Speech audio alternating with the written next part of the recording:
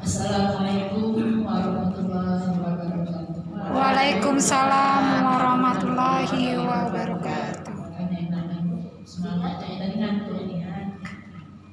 Alhamdulillahirabbil alamin wassalatu wassalamu ala asyrofil anbiya'i wal mursalin wa ala alihi washabihi ajmain. Rabbi ishrah li sadri wa yassir li amri wahlul 'uqdatam min lisani yafqahu qawli.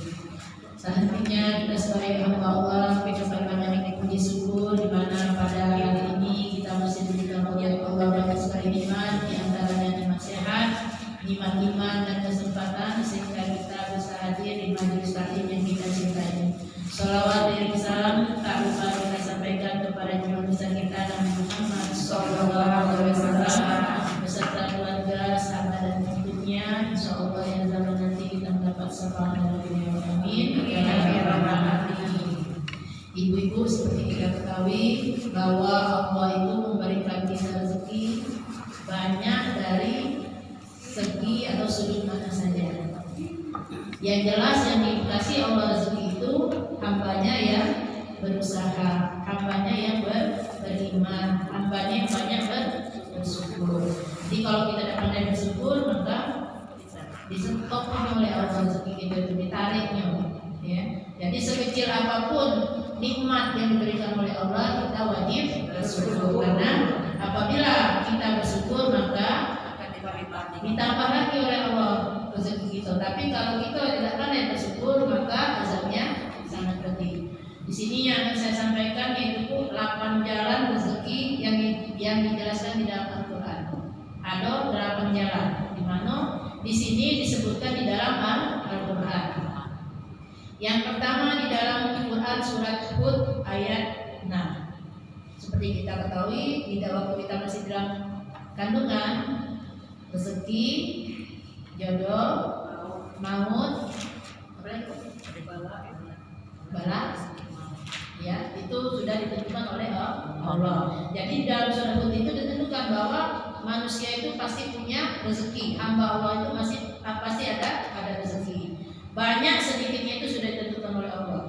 Jadi kalau misalnya kita duduk di depan, misalnya kita tuh ada misalnya kan seperti kita tuh kadang bersaing dalam berjualan ya dan berdagang, biasanya kita kan bersaing. Di sini kadang jual bubur ayam. Kelang dari situ ada lagi jual bubur ayam. Ya Bu ya? Nah, di sini kadang tuh kan kita timbul ayo saingannya nih, kadang dari sana dari sini. Hal seperti itu sudah ditentukan. Kalau bukan rezeki kita, tidak ada. Kadang kita tuh sedang lewat nih. Misalnya kita beli nasi uduk pagi-pagi. Padahal kadang kita tuh nggak lewat ya. Ibu tidak pernah beli nasi uduk di situ. Kok ketimbang adik pengen beli di situ. Nah berarti itu sudah ditentukan oleh rezeki si A. Nah jadi kalau misalnya ada pelanggan kita pas hari itu tidak beli sama kita, terus kita jengok dia beli dengan orang lain, kita jangan menyalahi, karena memang saat itu mungkin rezekinya si A, karena sudah ditentukan oleh Allah. Kedua di dalam Quran surat At-Talaq ayat 2 dan 3, rezeki kita itu melalui takwa dan tawakal, hambanya yang bertakwa. Apa takwa itu? Hamba yang selalu menjalankan perintah Allah dan menjauhi larangannya.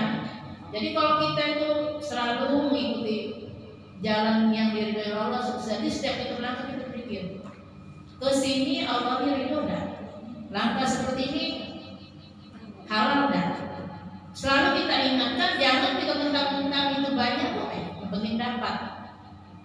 Kapan lagi kesempatan itu mendapat sekarang? Jangan pakai seperti itu, karena apa, kita tadi mengambil yang orang yang bertakwa. Tapi kalau kita punya prinsip seperti orang yang sama-sama itu, Bu, jangankan yang halal, haram susah lagi apa? Pakai hati itu aja, Bu. Halal apa? Tapi dia ada ditanya, yang kamu makan itu dapat dari mana? Ya ditanya, ditanya lagi, Bu. Dan pun kalaupun kita tuh dapat yang halal banyak, ya ditanya yang kamu dapatkan itu kamu pergunakan untuk apa? Jadi kalau misalnya kita dapat yang tidak halal ibu? Mudah-mudahan aku ini dapat duit yang tidak halal. Mudah-mudahan dengan aku nyumbang masjid dan jadi halal. Tidak aku. Ya dah. Dah kata istilah pemutihan. Jadi kira-kira kayak pemutihan. Aku didapat yang haram. Karena berbuat teman yang baik, mudah-mudahan kali pemutihan jadi halal, nggak bisa. Ya hukum tidak bisa dimainkan hukum agama. Halal tetap halal, haram tetap haram. Ya, ya. Jadi Allah itu memberikan rezeki melalui orang yang takwa dan bertawakal.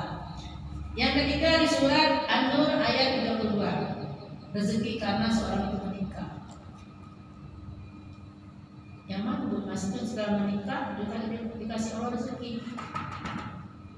Iya dah. Orang menikah itu dikasih Allah rezeki dah. Dikasih contohnya anak. Belum ke situ rezekinya. Biasanya tuh kalau misalnya kita masih sendiri itu sulit biasanya nyari gawean, ya, nyari apa misalnya yang Arab mencari pekerjaan tadi Bu. Ketika kita menikah kan tadi pesan itu tadi mengikuti kita menikah itu karena sunnah Rasul. Jadi kalau orang yang tidak mau menikah itu berarti dia dengan sunnah Rasul. Diberi Allah rezeki dengan berlaku menikah tadi. Ada orang belum juga belum gawean. Nah itu gawean dapat Bu. Nah nunggunya maksimal tua kan? Kenapa? Setelah kita menikah ada rasa tanggung jawab.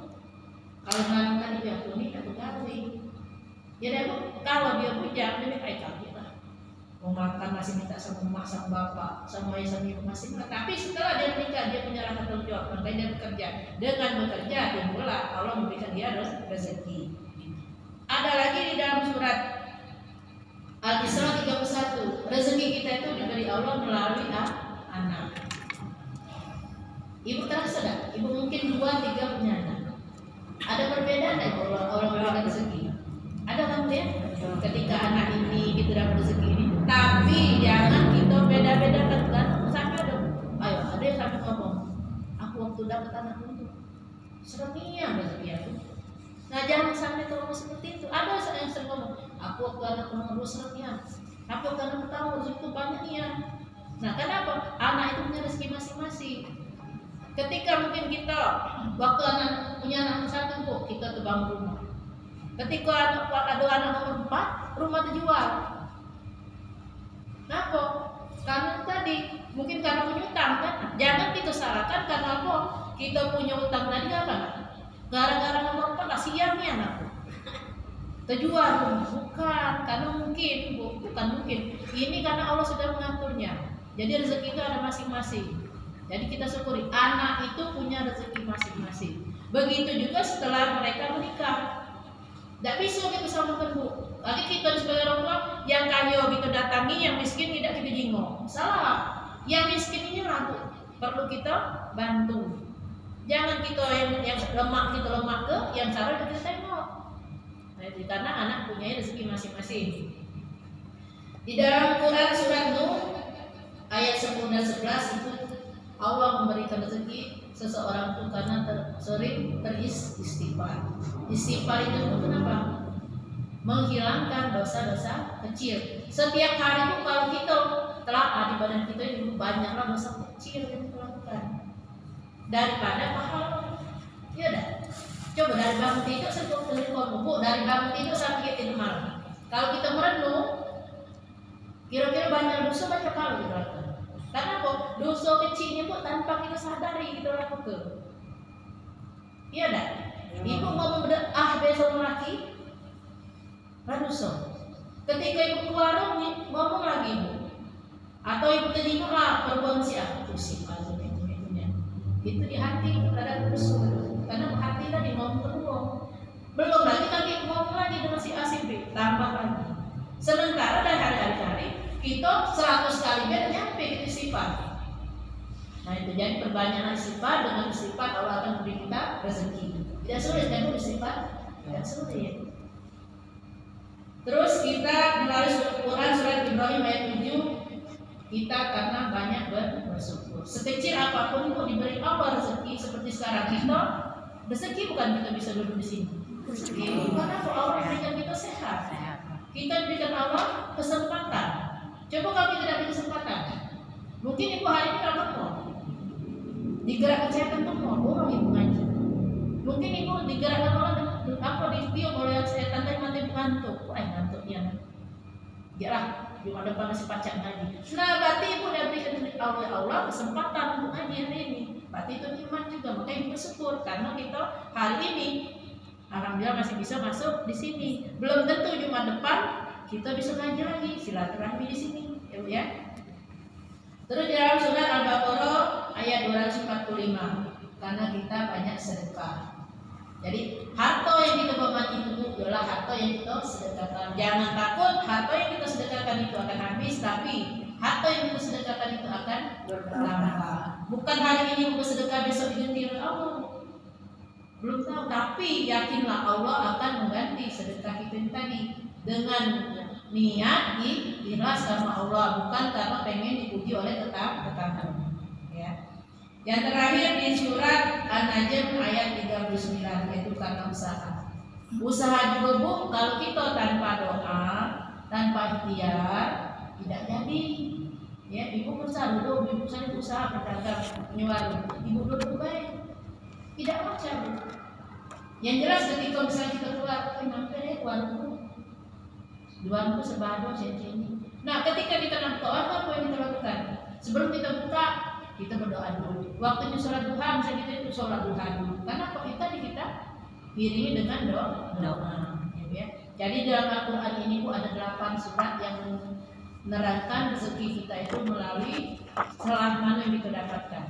Ya. Tapi yakinlah bahwa Allah itu akan memberi kita rezeki dengan perbanyak bersyukur. Makanya usaha kecil apapun yang kita dapatkan rezeki hari ini, bersyukurlah.